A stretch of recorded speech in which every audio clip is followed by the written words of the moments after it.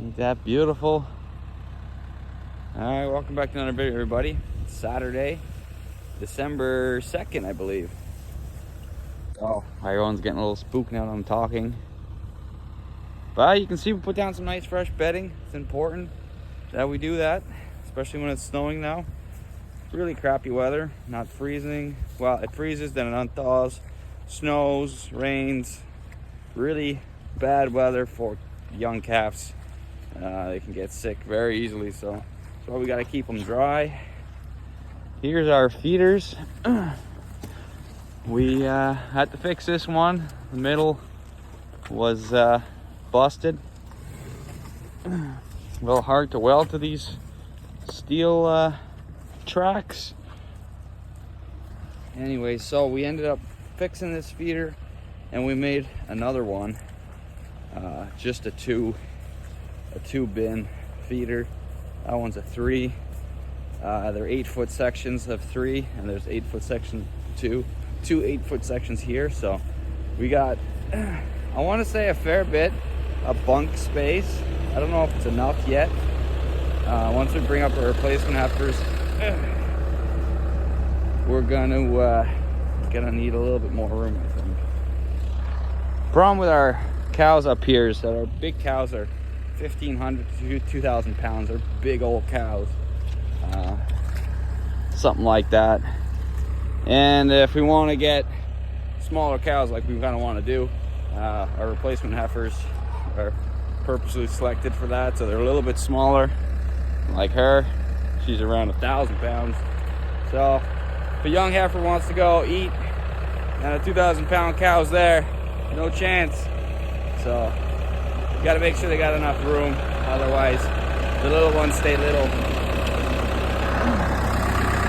Oh, we got Piper with us today.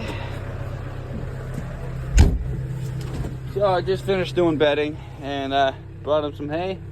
If you recall, I mentioned that we Baycox these calves, so it's a medication we give the calves so they can eat silage and they don't get like coccidiosis, and I don't know if they can get listeriosis, but all those oses. Anyways, it's a hell of a thing when they get it. I'm trying to put this thing in. What's going on? All right. So that's the problem we had last year, first year, and so we gave them that medication to prevent that, because even out of the ring, like the bale feeders, when we put a silage bale in, it's really for the cows, but the calves get to it. So there's no way of us preventing them from eating silage. So we gave them that medication, and I'm still pretty skeptical on some of them. They kind of get a weird looking gut. You can find that certain calves are just constantly at the feeder eating silage, eating grass silage. They're kind of like addicted to it. So scrap that. I give them second cut hay and some first cut hay, and the rest goes up in the feeders that only the cows can reach. So hopefully that solves the problem, because I do trust Baycox, but I'm not too sure if some of them didn't quite get enough, because it's given orally, and if they spit it out or something, I don't know if they can not get enough of it. So just gonna stop with the silage for now. It's not too cold, and cows are getting everything they need from the TMR mix in those bunks. So we really gotta focus on building the rumen for the young calves. So roughage is kind of what they need. So let's go back to the farm and I'll show you our new loader. All right, so I don't know where the loader went, but he was here not too long ago. You can see those kind of tracks. You got the snow tires on it. Anyways, that's my dad's loader for plowing snow. At his place, we got to make a bracket, a new bracket, so that we can attach the snow blade to it. It's not the aloe stall hook and pin design. It's kind of I think all backwards or something. So we're gonna have to weld something up. So these are the spring groups, calves. We got only 2 fall cow calves left.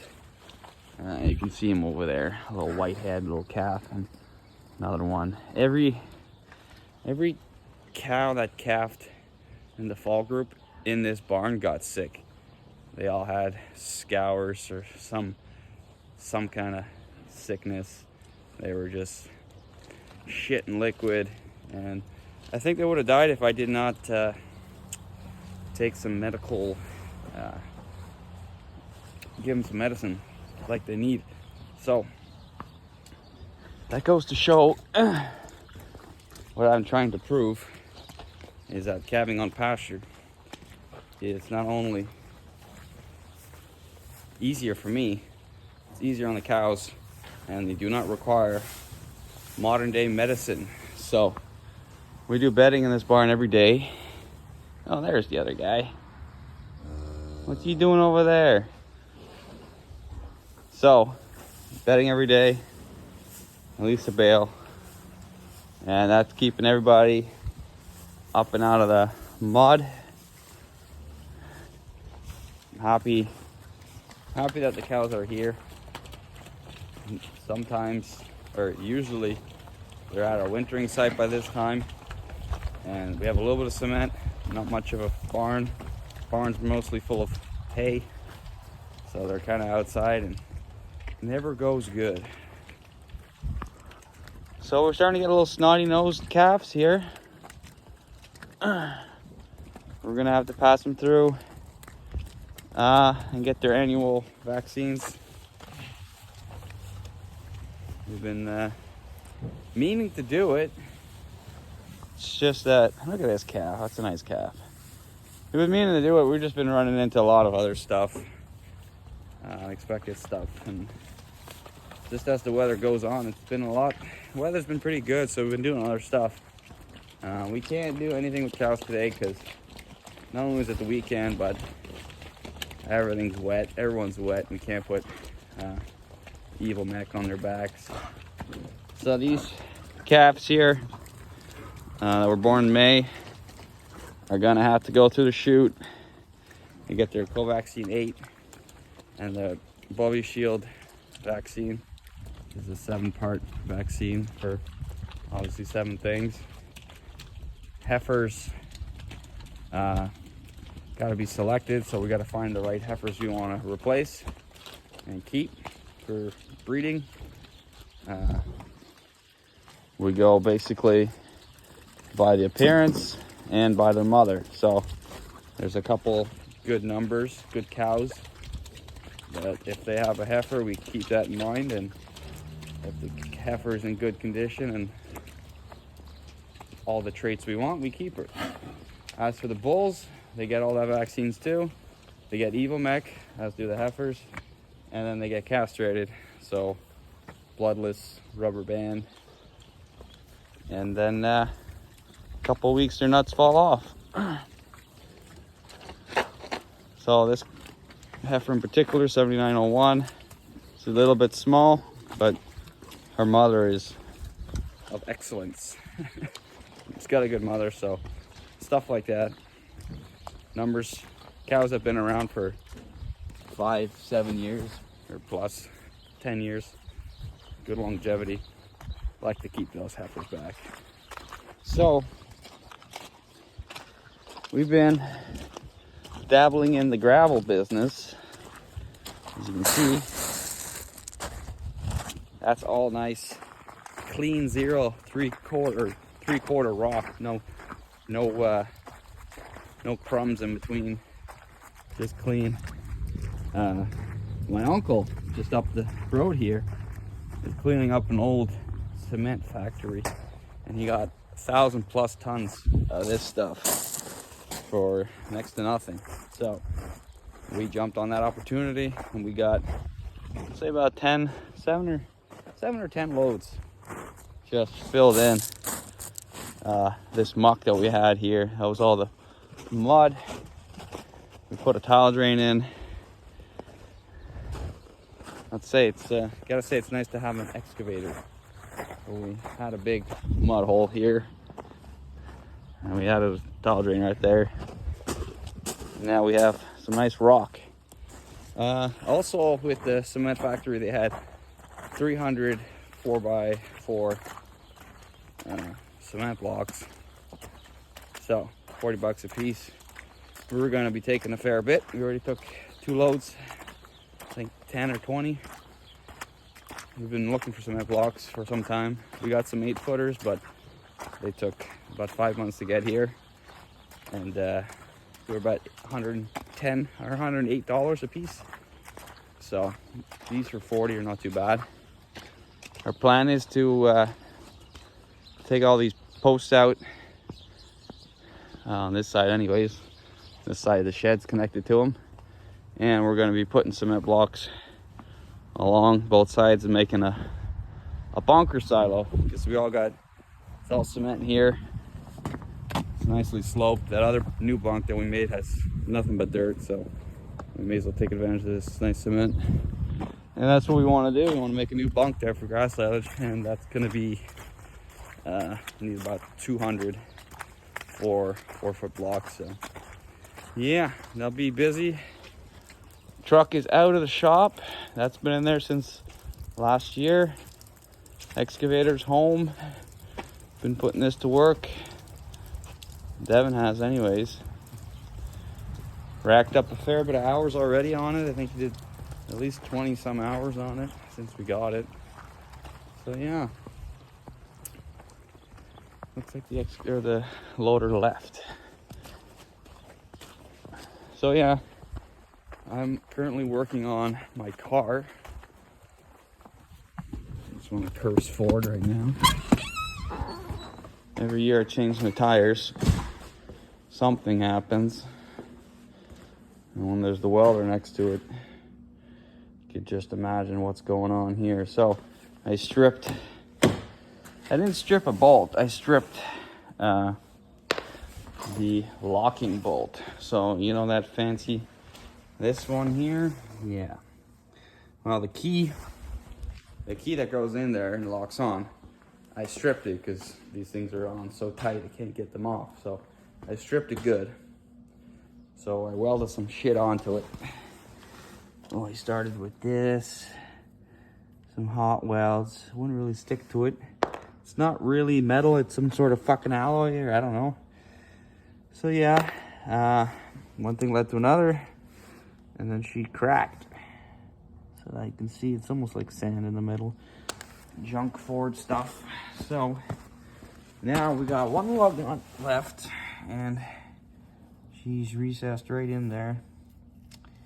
And I cut up the rim, and yeah, not too happy. It was going so good, you know.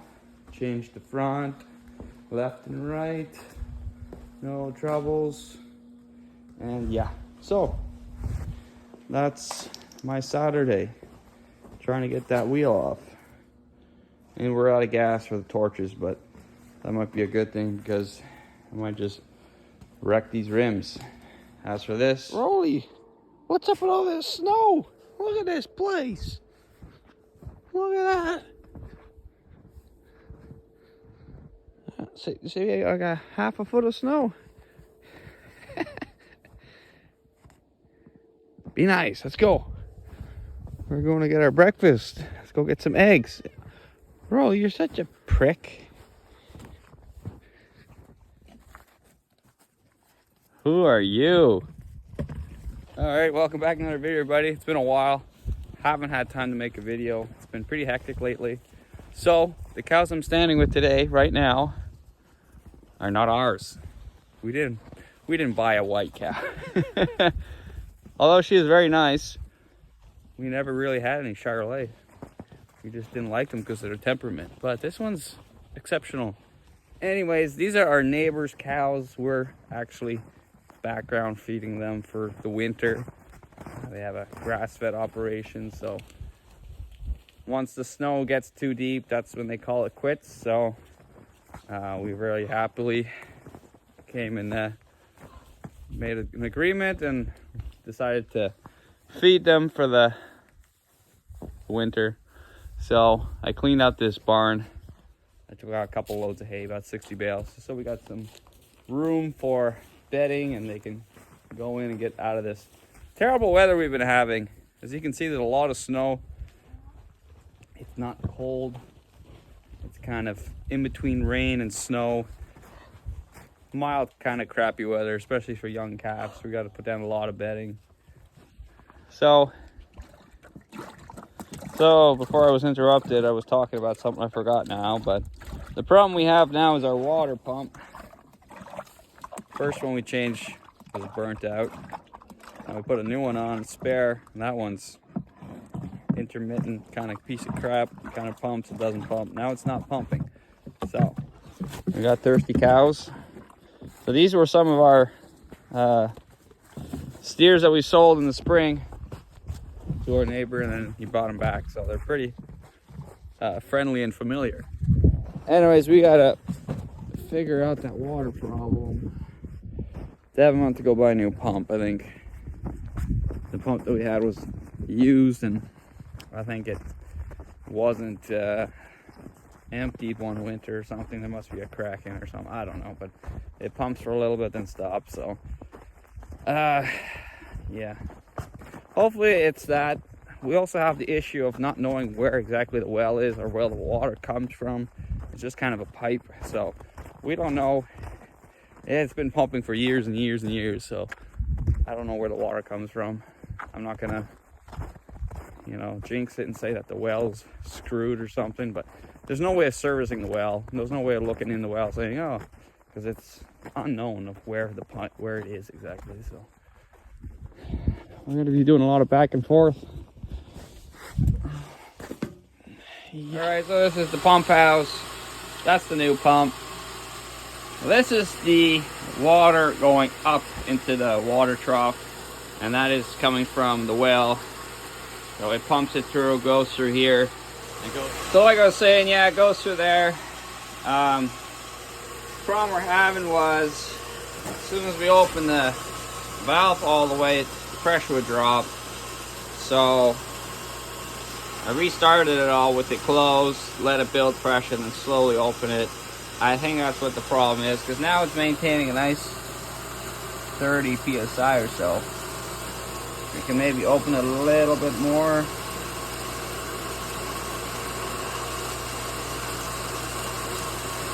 But it's making all the right sounds.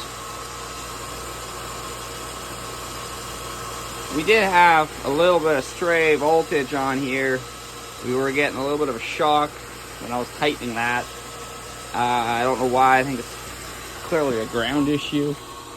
But if we let this out, see it. Are we getting any water? So yeah, we got good pressure. It's just a little bit open. So I think we jumped to conclusions too quickly on buying a new water pump, but like I said, this is a used water pump and it's our backup, so it's always good to have a backup for this backup. So that new one will be the backup, because long and behold, on Christmas morning it'll be minus 40. And this will break. So most likely when everyone's on vacation, tractors won't start in the morning. You're going to be like 3 hours behind on chores, and then this is going to break, and then cows are going to, it just goes on and on. So we want to make less of a headache for the person who has to fix this when it does break, because it always breaks on the most inconvenient times. If it can happen, it will happen. That is called Murphy's Law. So I want to say, I can open it a little more. Mind you, all the water bowls are empty now and open, so it's going to be taking a lot of water. If we open this too fast, the pump's going to think the pipe broke, and then it loses pressure too fast and shuts off. That's what it does.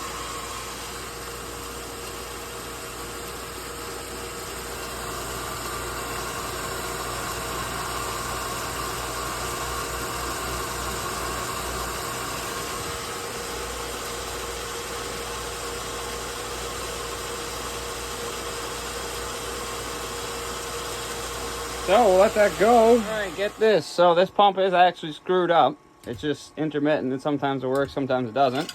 We put in a new pump here. Pretty much the same thing. We're pushing a little bit of water out now, getting it all primed up. It seems to be primed. Open it all the way. The other one shot a lot further than that. This pump, I don't know what it is. It seems to be everything the same. But it's a little weaker. So we got no water going up to the cows. And this thing is getting hot already. It's very quiet. And it actually shut off on me because it was so hot. And this is brand new right out of the box. And it's barely pumping. So I don't know if this pump is too small or it's a fucking piece of shit, but probably both. I'm not pumping 1 foot, nothing. I'm not pumping at all. Just pumping it through and putting it out. So imagine when I have to lift like 50 feet or wherever, how high we have to go. I don't think this is going to do it. So like I said, really hot. Pump is factory set for 230 volt operated. Remove this cover to access voltage switch. Why would I have to do that? We got plenty of. So I'm going to close this. And technically, it should shut off once it hits its pressure. Discharge pressure limit 75 psi. Install relief valve. So there's that. That's a little high, 75. We don't yet have a pressure gauge on it. But what I'm trying to do is get water up to the freaking cows. So I'm slowly opening this.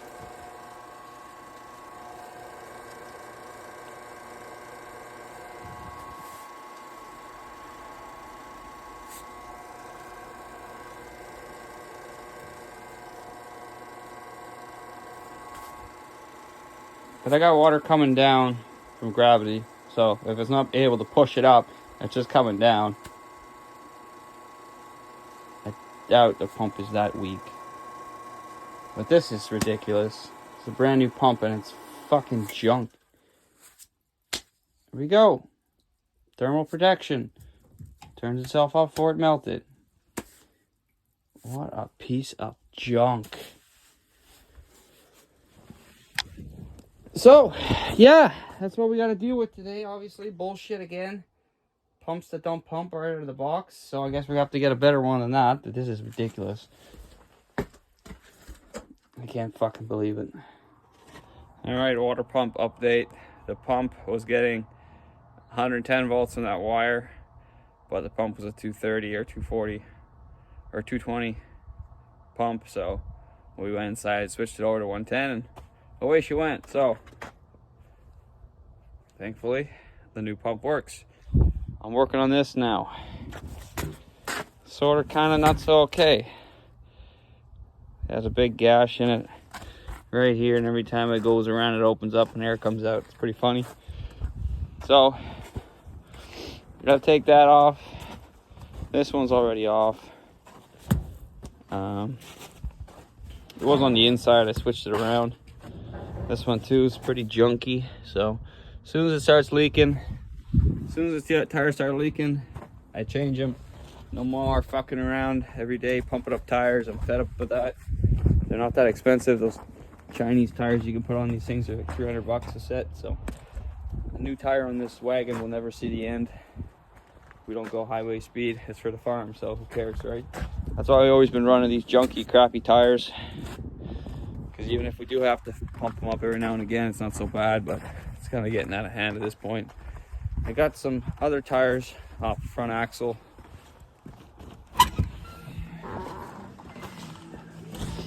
They're nice rims though. So I gotta switch these over. Apparently people put these on the front of their trucks.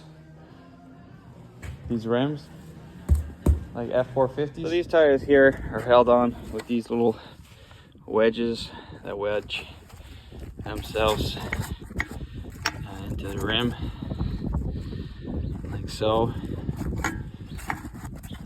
Nut holds them on. Those other ones that are in the shop are held on by the center, like an 8-bolt, like a regular truck tire.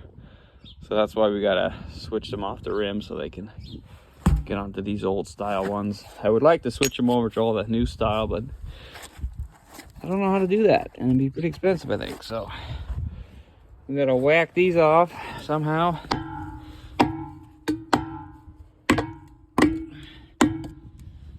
Yeah, I need 2 hands. All right, that sucker came off, not without a battle. So I got those 2 tires in the shed, in the shop, so they unthaw. Gonna bring them down tomorrow to the shop, get them fitted.